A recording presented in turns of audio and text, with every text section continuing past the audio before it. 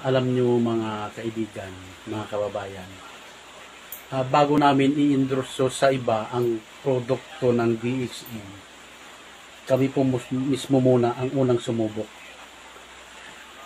Nung nalaman namin na napaganda pala sa katawan ang epekto ng mga product ng DXE, lalong-lalo na po yung mga food supplement natin at saka coffee, ibinahagi na rin namin sa iba para makatulong kami. Alam niyo po ba na marami na po kaming natulungan. Ang aming testimony po ay galing mismo sa amin. Hindi po galing sa iba. Kaya lahat po ng mga inalok namin, karamihan po sumali sa DXE. Bago sila sumali, sinubukan nila muna ang produkto kung maganda sa kanila. Kasi tayo mismo ang makakapagsabi pag maganda ang produkto ng DXE.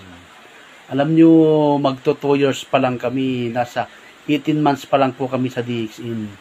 Pero ang downline po namin ng aking asawa ay nasa 200 na po.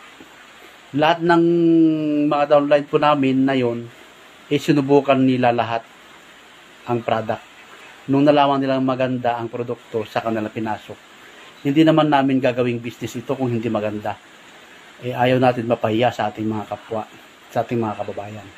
Kaya kami mismo ang makakapagsabi kung ano talaga si DXE. Talagang napakaganda po sa ating katawan.